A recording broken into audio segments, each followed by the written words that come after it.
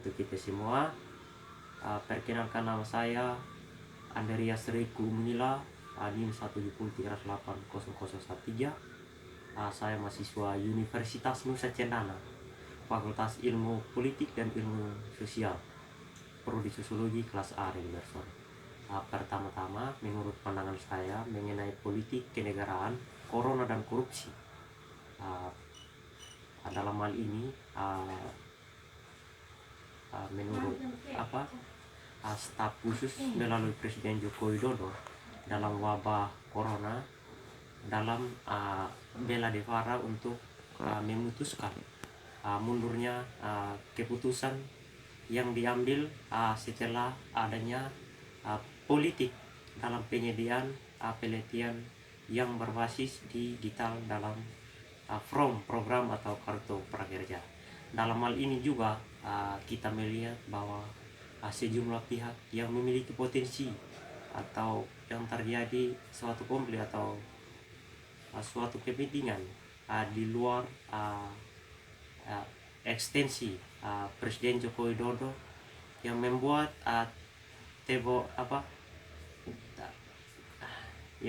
dengan menunjukkan dengan rentangnya situasi-situasi di tahun 2020 ini. Oleh karena itu,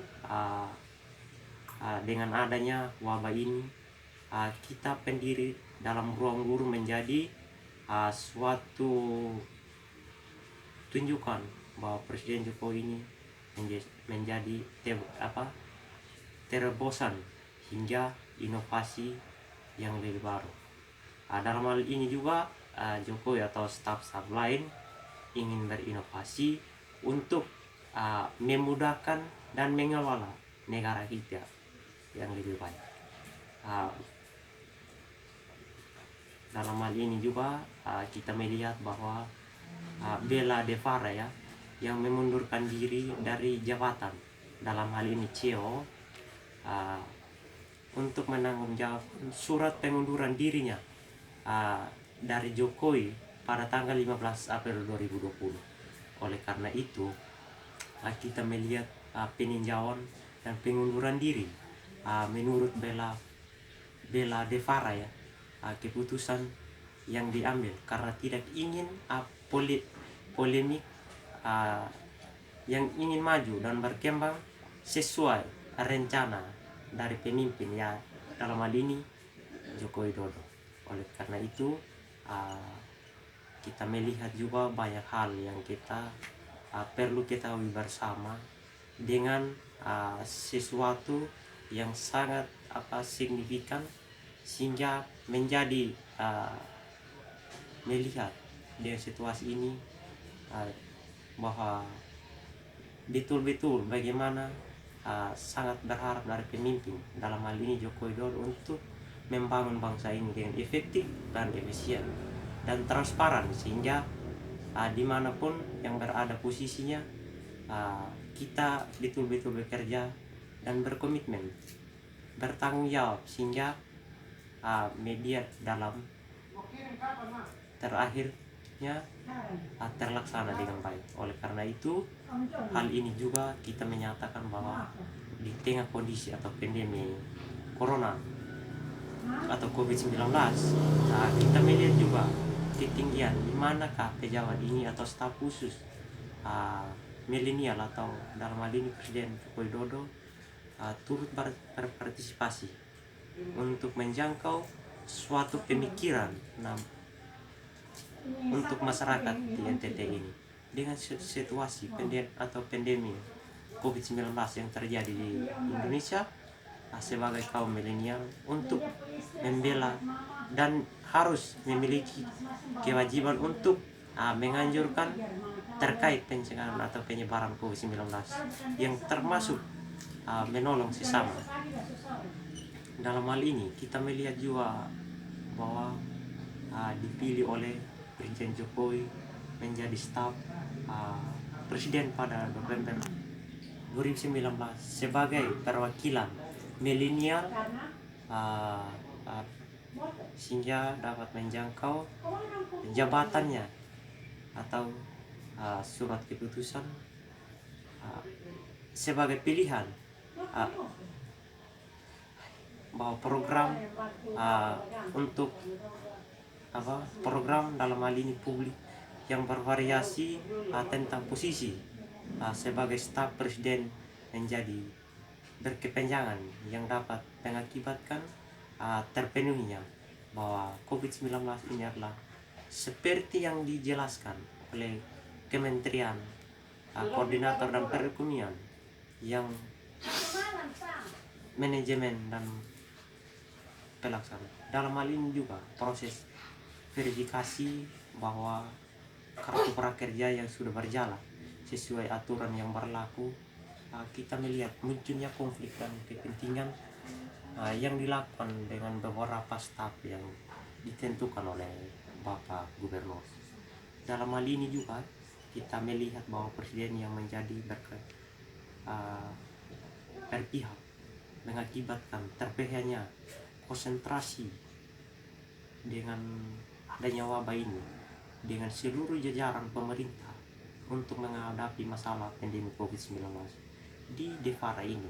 Dalam surat terbuktinya Selasa 2 April 2020 untuk menjangkau suatu keterlibatan yang ada di Provinsi Nusa Tenggara Timur. Di dalam keputusan ini dengan adanya telah Kementerian Koordinator yang telah disampaikan oleh beberapa pimpinan, maka kita harus berjalan sesuai aturan atau regulasi yang berlaku di Provinsi Nusa Tenggara Timur. Negara ini kita melihat bahwa pimpinan politik adalah semakin merajalela dengan adanya polemik atau yang dipastikan untuk ekstensinya bahwa fungsi-fungsi yang kita lakukan atau mendukung suatu kepercayaan rakyat dalam hal ini secara alamiah akan mendukung prioritas yang kita peroleh. Hal ini juga kita melihat dalam suatu perkembangan atau risiko yang tertular dalam hal ini virus corona. Di tahun 2020 ini kita melihat bahwa pemerintah membebaskan ribuan narapidana, tetapi para pengamatan atau mengatakan sumber masalah adalah rumah tahanan yang lebih kapasitas sendiri. Nah, dalam hal ini Menteri Hukum atau Menteri Hukum dan HAM kita mempertimbangkan beberapa hal. Akan ada 30.000 orang sampai 35.000 narapidana yang mendewasakan dan dibebaskan bahwa tercatat sudah 5.000 penghuni negara Republik Indonesia yang tidak asing lagi. Sekarang kita melihat proses pelepasan yang hampir waktu seminggu yang mestinya kebijakan ini tidak dikarenakan untuk melihat kasus COVID-19 atau COVID-19, akan tetapi diambil dengan penghormatan terhadap hak-hak manusia dan sistem peradilan pidana. Dalam hal ini kita melihat situasi atau offer yang harus didasari dengan beberapa kebijakan yang terpenuhinya, bahwa mengatasi dalam hal ini mengambil sisi yang baik ke tengah-tengah masyarakat untuk menjadi otoritas terporer untuk melihat COVID-19 ini yang semakin merajalela. Oleh karena itu ada beberapa hal juga yang harus kita ketahui, bahwa jalur-jalur atau proses asimilasi atau proses perubahan narapidana dengan cara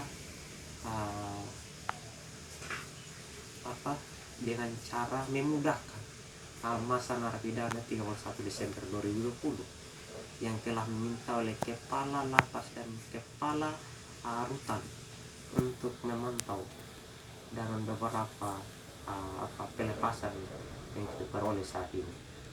Mengenai kasus ini atau COVID-19 yang diangkat dengan beberapa koruptor atau teroristis dalam hal ini narkotika, yang kita perlu melihat bahwa COVID-19 atau COVID-19 yang terjadi sekarang artinya melihat betul-betul bahwa kita ini adalah melihat aturan yang dikeluarkan oleh pemerintah setempat, kita betul-betul mewaspadai yang namanya aturan atau situasi yang sekarang yang terjadi. Dalam hal ini juga kita melihat bahwa potensi yang kita peroleh dalam kriteria narapidana tadi ya, dengan kasus narkotika, kita melihat bahwa yang menjalani dua parti legitimasi ya, pidana dengan jumlah yang kita peroleh, sehingga memudahkan masyarakat untuk menjangkau bahwa NTT ini adalah memperhatikan. Oleh karena itu di sini juga kita melihat bahwa beberapa hal yang disampaikan di atas dengan jumlah kasus yang begitu banyak, kita bisa melihat wilayah atau orang-orang negara yang melakukan dengan mereka yang memiliki suatu kepentingan dalam pembantuan perundang-undangan, terlebih yang berkaitan dengan COVID-19 atau COVID-19 yang terjadi di NTT ini. Oleh karena itu kita juga melihat banyak oknum-oknum yang mendapat suatu praktikum.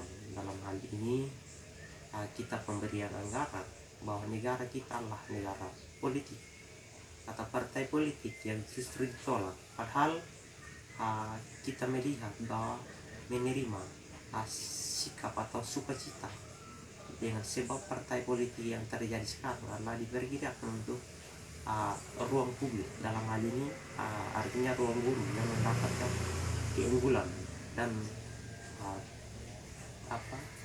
secara inovasi di NTT ini. Oleh karena itu ini saya penyampaian dari saya. Wassalamualaikum warahmatullahi wabarakatuh. Salam dan semangat sore. Terima kasih. Salam.